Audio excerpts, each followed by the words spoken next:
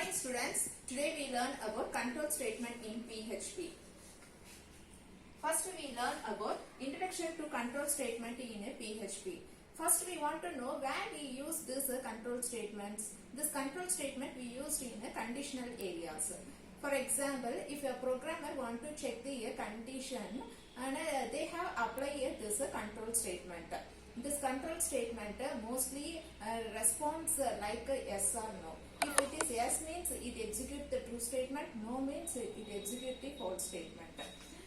Formally we define this control statement in PHP, provide the ability to make decision and execute code based on certain conditions. This statement enables you to write dynamic and response application that can adapt to different scenarios. Okay, next we move on to first statement is if-else statement. Already you have learned this concept in C and Java, etc. Similarly, if-else statements are executed in this way only. The programmer first check the conditions in if statement. If the condition is true means immediately it executes the true statement. Otherwise it is execute the false statement.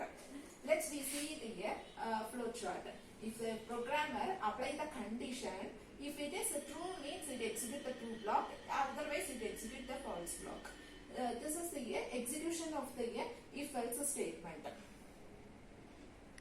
Okay. How this if-else statements is implemented in our PHP program. Let's see. You know we have to be include the what tag? PHP tag. Yes. Okay. After immediately we have declared a variable that is called as x. We declare the variables with the symbol of dollar. Okay. Here I am assign the values what minus 12. Okay. Here I am check whether the 12 is greater than or 0. What is whether the 12 is greater than or 0? Yes, it is not greater than 0.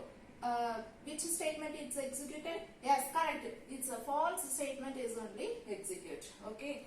This is the if-else scenario statements. Similarly, the statement is used in the ternary operators within a single statement. It is a new thing to you. I have to be explained here. Here, let's see this symbol. $s greater than 0 within a question mark. This question mark implement the concept the to statement. If it greater than 0 means it execute the positive, otherwise it execute the negative. This is the advantages of the ternary operator of the ternary operator.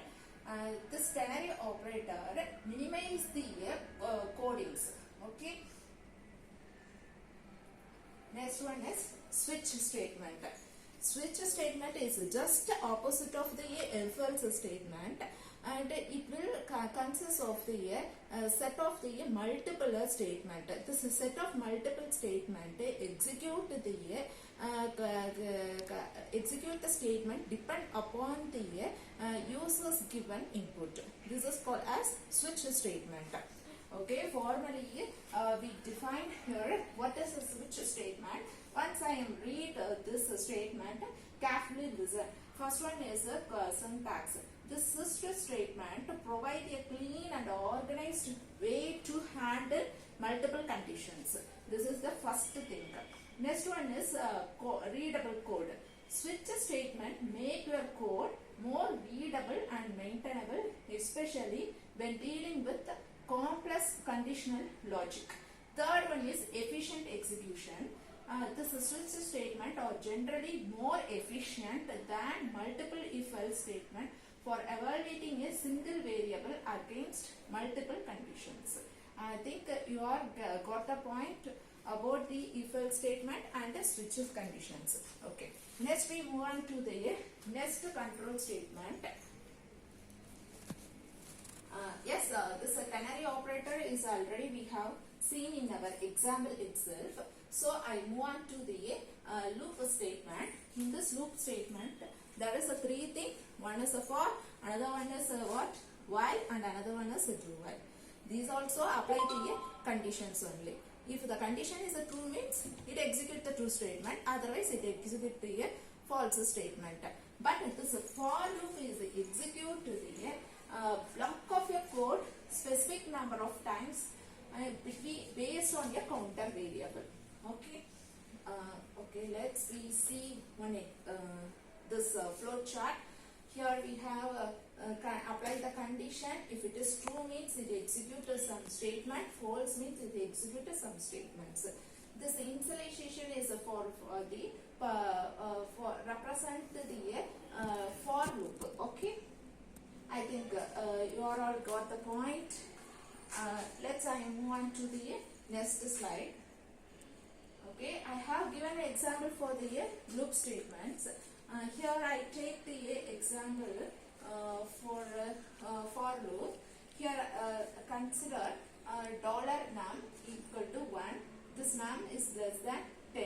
That means this number will be executed up to less than 10. Okay. This if condition statement is continually execute up to less than 10. This is the example for the for looping concept. Okay. Okay. This want to know about the break and continue statements. What is a break statement? It's simply terminate the current loop and transfer control to the next statement outside the loop. This is called as break statement. Continue means skip the current iteration of the loop and move to the next iteration. This is the outline of the break and the continue statements. Okay. Okay, nested control statement. Nested control statement means the condition have a nested condition. That is called as nested control statements. The programmer want to check their conditions multiple of times within the control statement itself. That is called as nested control statement. Okay. Before we going to conclude the control statement, we want to know where the control statements are applied. You just think in your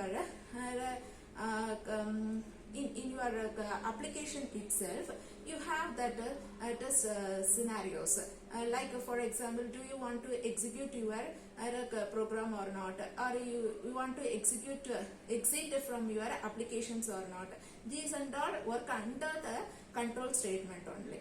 Okay, whenever you study one concept in PHP, you have to be implement. You have to be think where it is applied, where it is going to be applied. That gives you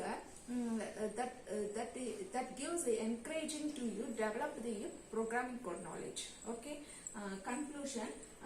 By using this statement, we have readability, modularity, and error handling and performance. Okay, I think you have got the point of a control statement and where it will be applied. Okay, thank you.